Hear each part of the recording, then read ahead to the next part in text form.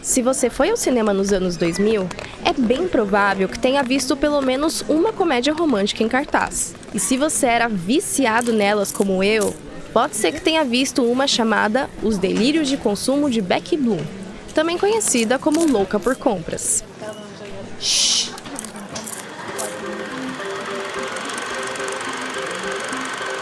A história do filme não é lá tão diferente das outras comédias românticas dos anos 2000. A Becky mora em Nova York, é jornalista, mas não tá feliz e quer trabalhar em outro lugar. Ela conhece o mocinho de forma inesperada e demora até eles ficarem juntos. Desculpa pelo spoiler, se é que dá pra chamar assim. Ah, e claro, ela tem um senso de moda impecável e tá sempre muito bem vestida. Só que tem uma particularidade que fez a gente colocar esse filme no episódio, e que você talvez já tenha pegado pelo título. Becky Bloom é viciada em compras. Quando eu me mudei para Nova York, conheci os homens. E isso me abriu novos horizontes. Sabe quando você encontra alguém bonito e ele sorri e o seu coração fica igual a manteiga derretida em cima da torrada? É assim que eu me sinto quando eu vejo uma loja. Só que melhor. É que homem nunca vai te amar ou te tratar tão bem quanto uma loja. Se um homem não combina com você, não dá pra trocar ele 7 dias depois por um suéter de cachemir maravilhoso. Fazem despertar em você o desejo por coisas que você nem sabia que precisava. Isso! Gastei $900. Logo no início, a gente descobre que a Becky tem 12 cartões para cobrir todos os gastos. E não só isso, ela tá endividada. Por obra do destino, ela acaba sendo contratada por uma revista de finanças e começa a dar conselhos sobre economia. Conselhos que ela mesma não segue, porque não consegue parar de comprar. O vício dela é tão grande que pode ser equiparado ao vício em bebida ou cigarro, por exemplo. Não à toa cunhou-se o termo shopaholic, que une o verbo shop, comprar em inglês, e o sufixo aholic, que significa compulsivo. O caso da Becky Bloom realmente pode parecer um delírio, completamente extremo. Mas esse encanto que ela sente ao consumir não é. Muito pelo contrário. Esse encanto faz parte da lógica do consumo. As empresas de roupas querem que você queira, deseje e compre. Eu, você e todo mundo convive com essa lógica. Tá muito mais perto de nós do que a gente vê ou gostaria de admitir. Nos 2 episódios anteriores de O que os Olhos Não Veem, a gente falou sobre o domínio de grandes marcas e a escravidão contemporânea na indústria têxtil. Se quiser entender melhor esse assunto, volta lá e escuta os episódios. Mas caso você esteja interessado especificamente no consumismo, continua por aqui. A gente vai te mostrar que não são só viciados como a Becky que estão suscetíveis aos encantos do consumo. Eu e você entramos nesse mesmo balaio. Eu sou o André Albuquerque. E eu sou Isabela Placeres. E tá começando mais um episódio de O que os Olhos Não Veem.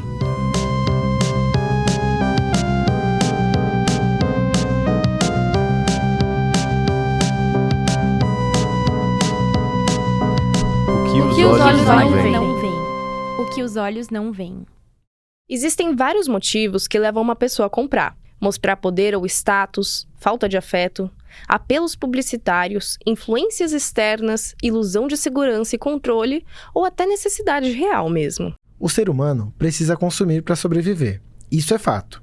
Mais do que isso, a gente consome para viver, como explicou o sociólogo e professor Luiz Mauro Sammartino.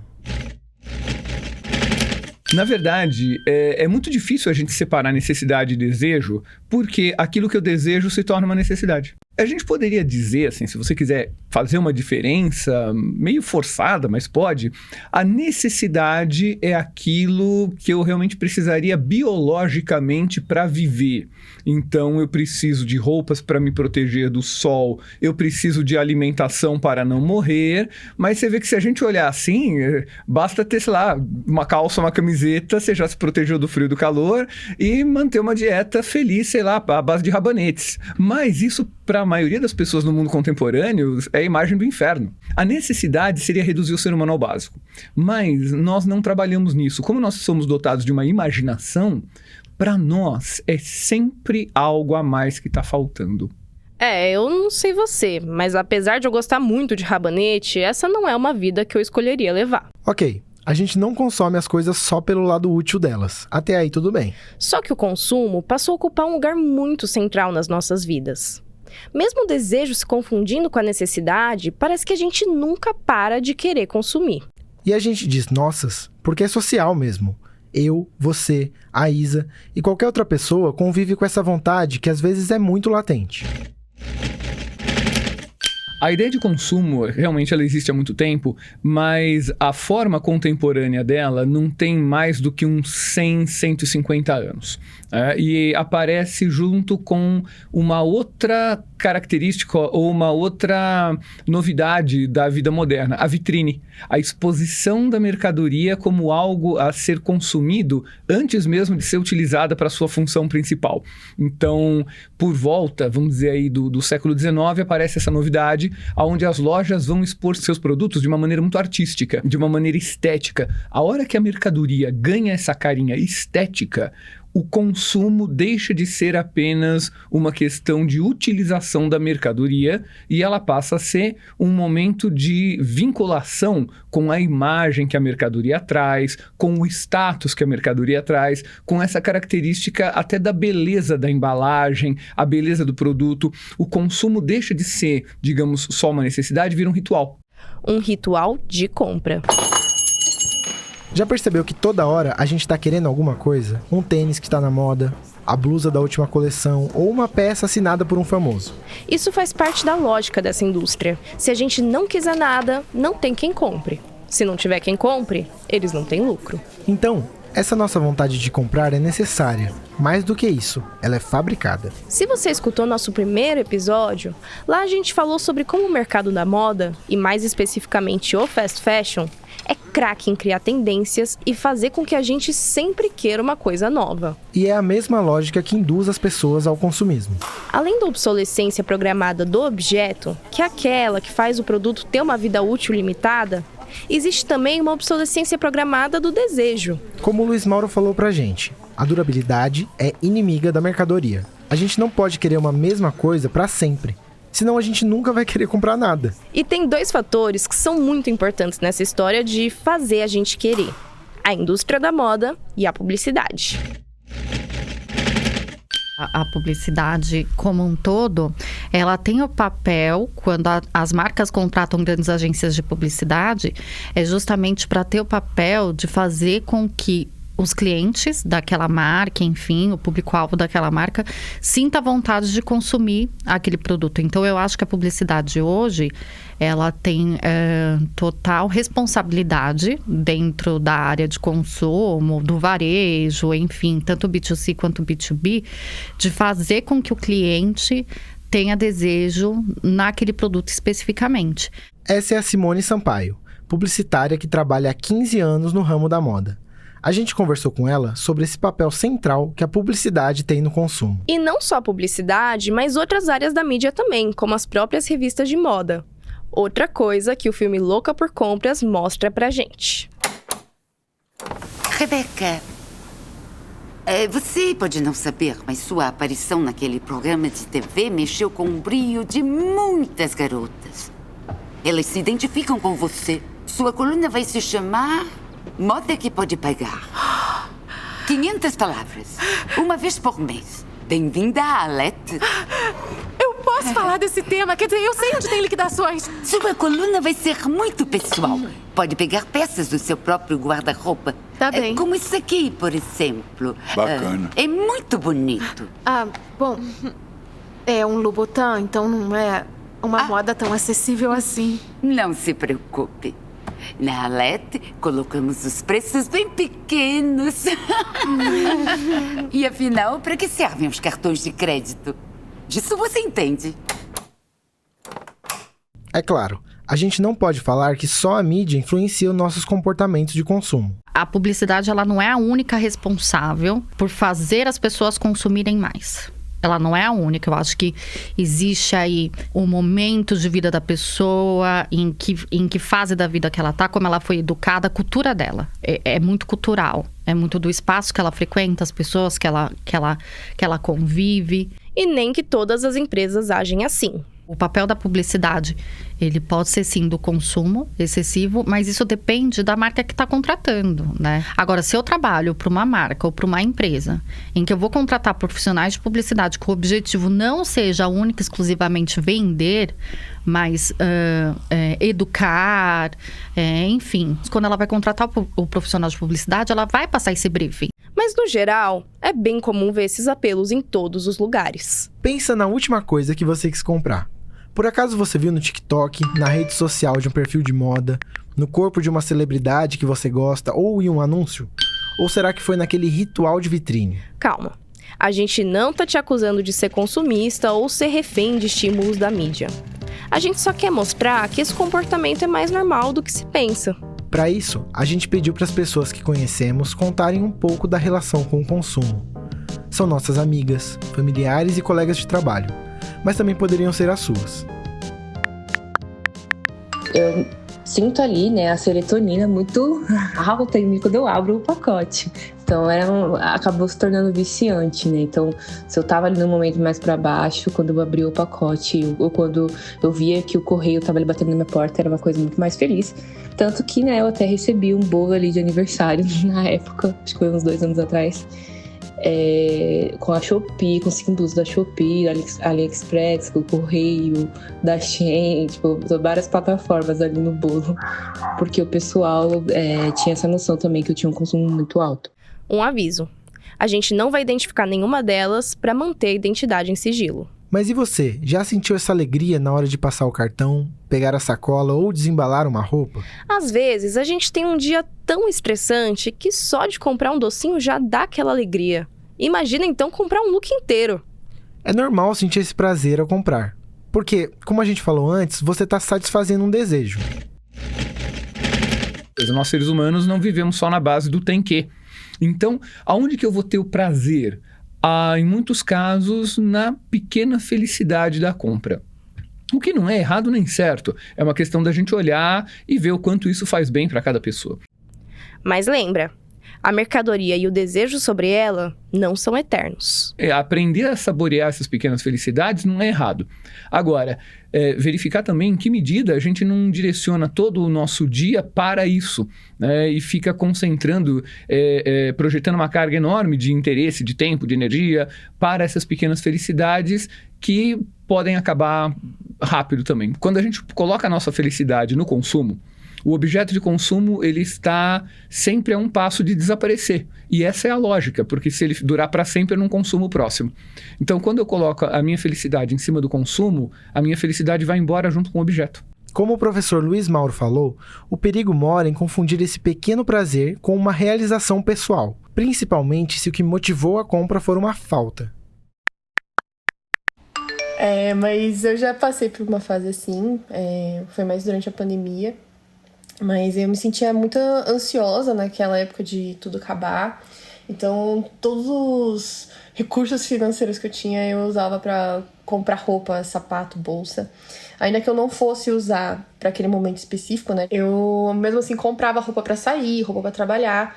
Mesmo sabendo que naquele momento eu não ia poder usar, né? Mas era mais uma expectativa de quando eu iria. Como eu tava morando fora do Brasil e eu só fazia as compras de forma remota, comprava em lojas do Brasil. A minha tia recebia essas encomendas na casa dela e depois ela levava para casa dos meus pais, né? Já que a gente tava morando fora. E ela comentou que tinham 40 encomendas na casa dela, que ela não tinha mais onde colocar, que até os porteiros estavam reclamando, achavam que eu morava na casa dela de tantas compras que ela tava recebendo em meu nome. Então, acho que foi um episódio, assim, que eu tive que parar pra refletir e falar, acho que eu preciso colocar algum limite no que eu tô fazendo nesse momento. No geral, a gente consome porque precisa de alguma coisa. Então, se eu tenho muita coisa para carregar, eu vou comprar uma bolsa para facilitar minha vida, certo? Certo. Mas, ao mesmo tempo, o consumo não é tão racional assim. Por isso, a própria publicidade apela muito para o nosso emocional, porque é algo que move a gente a comprar. Isso leva o nome de consumo emocional. Comprar mexe com a gente de forma mais profunda do que imaginamos. Mexe com os nossos afetos. Não é incomum as pessoas comprarem quando estão tristes, por exemplo, para tentarem ficar mais felizes. E quem nunca falou um eu mereço para justificar uma roupinha nova, né? Aí, de novo, entra um eu mereço, muito interessante, que é um eu mereço compensatório, mas um eu mereço às vezes meio triste. Porque, poxa, eu mereço porque me faltou alguma coisa que eu realmente queria, eu vou jogar esse interesse, essa energia, dessa dedicação, vou jogar em outra coisa. Às vezes eu vou consumir sabendo que eu não tenho dinheiro, então eu vou gastar mais e eu fico pior ainda comigo mesma ou comigo mesmo por ter gasto a mais daquilo que eu não podia, e o consumo, na verdade, ele acaba entrando numa espiral da própria tristeza. Se por um lado a gente tem a euforia do barulho do cartão de crédito, por outro, temos a culpa de estar gastando. São sentimentos contraditórios.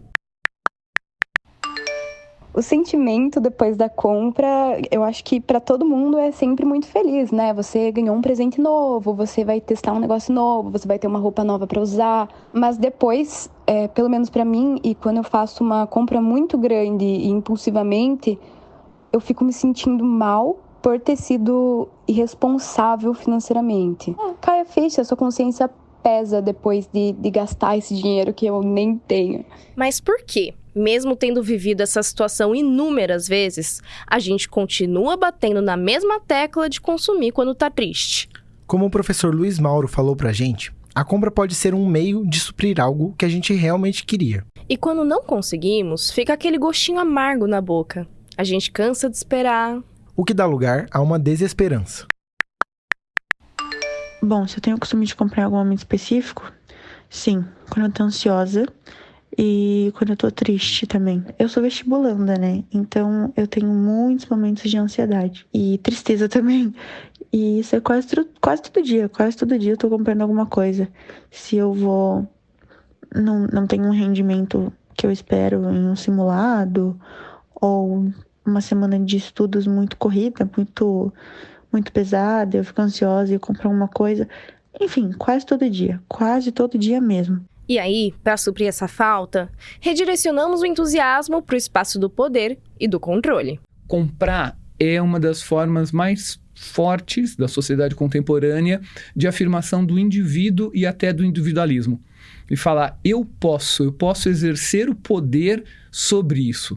Eu tenho poder monetário, eu tenho poder financeiro, que é talvez um dos poderes mais importantes na sociedade, porque ele, de certa maneira, legitima todos os outros. Então, esse poder econômico, ele me ajuda a ter essa sensação. Eu comprei isto aqui. Esta mercadoria não me escapou. A minha esperança de outra coisa lá escapou, mas essa aqui está sob meu controle. De certa forma, o consumismo se tornou sinônimo de poder. Principalmente se a gente pensar naquele ditado famoso, ter é poder. E dando um passo adiante, é muito comum a gente pressupor como uma pessoa é, mediante o poder que ela tem. Tipo, confundir ser com ter, sabe? Então, se alguém consome Prada, Balenciaga, Chanel e Louis Vuitton, a gente pode pressupor uma série de coisas de como essa pessoa é. Rica, snob, metida, estilosa. Enfim, o poder vem muito desse lugar de tentar controlar o ambiente em que estamos e a imagem que a gente passa para os outros. E a gente tenta fazer isso por meio das compras, mas só tenta. Quando eu coloco tudo como um objeto de consumo, eu perco um pouco essa diferença qualitativa de um objeto que vai me satisfazer por um bom tempo, porque é algo que eu quero, que eu gosto, que conversa com as minhas imagens internas, que conversam com o meu imaginário, e o objeto que eu vou consumir, talvez, naquele desespero, por isso que eu falei da falta de esperança, naquele desespero de não ter algo, eu vou buscar pequenos sucedâneos que, sendo consumidos muito rapidamente, me condenam a uma infelicidade quase que pré-programada. Traduzindo esse academiquez bonito, não dá pra gente comparar o tempo que a gente passa com quem ama com o tempo que a gente passa comprando roupa, por exemplo. E apesar da Becky Bloom dizer que é muito melhor comprar uma Sharp do que ter alguém importante na nossa vida, fato é que a euforia da compra vai embora bem mais rápido. Isso é muito louco, porque nem sempre eu me sinto bem. Algumas vezes, e eu digo algumas, mas eu quero dizer muitas, eu me arrependo no momento que sai o comprovante ali da maquininha. Sai, eu pego aquilo na mão e penso, eu não devia ter comprado isso.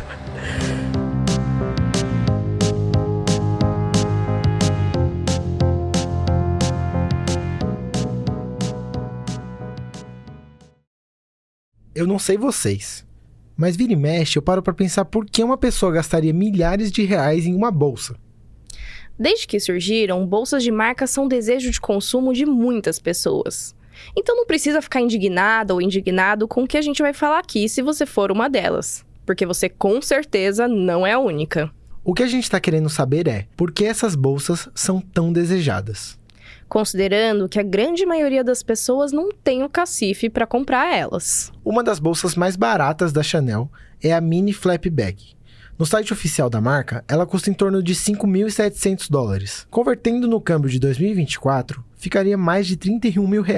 Considerando o salário mínimo brasileiro nesse mesmo período, um trabalhador precisaria de 1 ano e 10 meses para pagar essa bolsa. Ah, e vale destacar que ela mede 17,5 centímetros.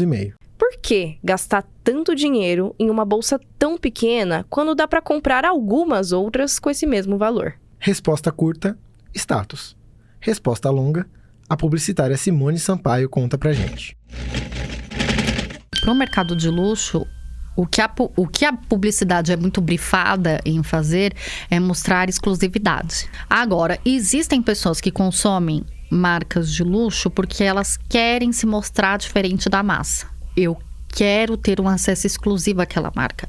Só eu. E quando eu me mostrar com aquela marca, as pessoas já vão ver que eu sou uma pessoa diferente, uma pessoa com poder aquisitivo maior e etc. Basicamente, quando a gente consome um produto de luxo, a gente quer se diferenciar dos demais.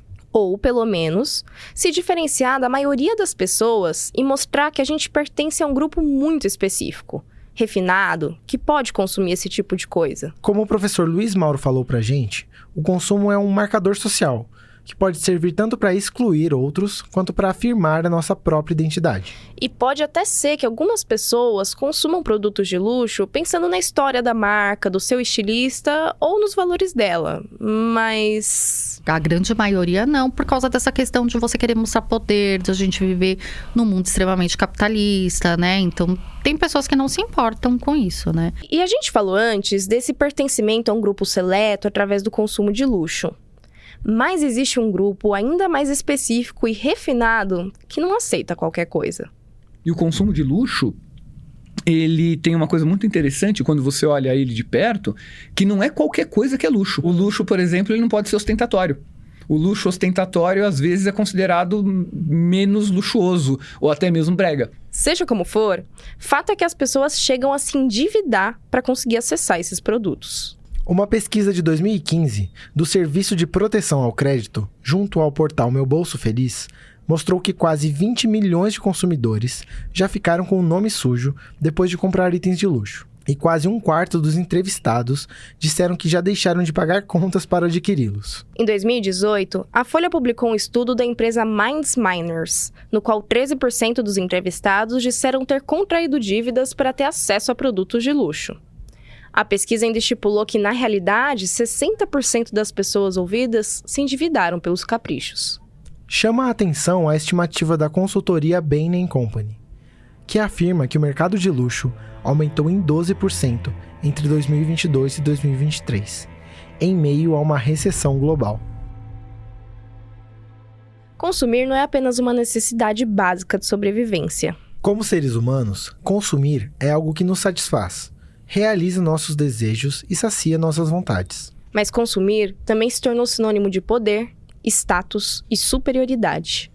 Ter e ser se igualaram. Ou melhor, tem vezes que ter alguma coisa é mais valorizado do que ser alguém. E esse valor atribuído ao ato de comprar transformou o consumo em uma fonte de prazer que, quando em excesso, pode caracterizar um desequilíbrio psicológico conhecido como oniomania. Os oniomaníacos, ou compradores compulsivos, têm uma dependência psicológica do consumo, que os faz comprar de forma desnecessária e incontrolável para vivenciar um momento de satisfação e prazer. Que, no entanto, é logo seguido pela culpa e o remorso de não conseguir lidar com esse transtorno. Ele afeta não só sua vida financeira, como suas relações pessoais. E a Beck Bloom, nossa protagonista, é um exemplo disso. Sou Rebeca Bloomwood, sou compradora compulsiva. Oi, Rebeca! Eu destruí minha carreira em rede nacional, menti pro homem que eu amo e magoei minha melhor amiga. Inventei que estava sendo perseguida e eu nem falo finlandês. Mas eu tenho um plano e preciso de ajuda. Nessa parte, a Beck está falando com o grupo de apoio de compradores compulsivos do qual ela participa. Isso realmente existe. Alguns deles são conhecidos como devedores anônimos. A compra compulsiva é mais frequente entre o público feminino de aproximadamente 18 anos. E estima-se que entre 80% e 94% dos compradores compulsivos sejam mulheres. Isso pode estar relacionado com a própria publicidade, já que, como a Simone contou pra gente, existe uma variedade de roupas maior nesse nicho e um foco no público feminino. Mas uma de nossas entrevistadas tem uma suposição do porquê mulheres consomem mais. As pessoas têm costume de falar que mulher gasta mais, mas eu acho que isso está ligado completamente ao fato de que as mulheres são mais inseguras na sociedade. E a gente fica tentando de todos os jeitos criar mecanismos que supram a nossa falta de segurança. Então, a gente precisa estar bonita, a gente precisa estar bem vestida, né? É uma coisa que os homens não têm tanto, né? Então não é tão simples assim, as mulheres gastam mais e os homens são mais simples. É claro que os homens são mais simples e gastam menos. Eles não sentem tanto essa necessidade, né, de preencher esses buracos da autoestima. Sim, mulheres costumam comprar mais do que homens. Mas isso não significa que toda consumista seja uma uniomaníaca. Como te mostramos ao longo desse episódio, o consumismo está muito mais perto do que a gente imagina. Acontece que, como o consumo mexe com afetos, acabamos não agindo de uma forma tão racional ao comprar roupas. E, por isso, não pensamos no que envolve produzi-las. No episódio passado, a gente já falou sobre como milhões de pessoas que vivem na escravidão contemporânea são invisibilizadas pela indústria da moda. Mas não são só os seres humanos que pagam o preço do consumo. O mercado de moda é o segundo mais poluente do mundo, né? Perde só pro petróleo hoje em dia. Então eu acho que existe um movimento, não são todos ainda, né? A gente fala aí do ultra fast fashion, do fast fashion, que é uma loucura quando a gente trabalha com varejo, especificamente para essas marcas. Duvido que vão mudar, eu acho que eles pensarem realmente numa cadeia sustentável, aí eu falo de ponta a ponta, né? É muito difícil e é muito caro para eles também, né? E a gente vê que isso é muito forte, né? Que as pessoas acabam consumindo e descartando muito rápido. Então acho que vai demorar ainda para as pessoas colocarem a mão na consciência e pensarem em consumir com mais responsabilidade. A indústria têxtil contamina oceanos, emite gases de efeito estufa e gera uma quantidade gigantesca de lixo. A cada segundo, o equivalente a um caminhão cheio de sobras de tecido é queimado ou descartado em aterros sanitários, segundo o relatório da Ellen MacArthur Foundation. No próximo episódio de O que os Olhos Não Veem, a gente te conta como essa indústria chegou nesse patamar e se tornou uma das mais poluentes do mundo. Te esperamos lá!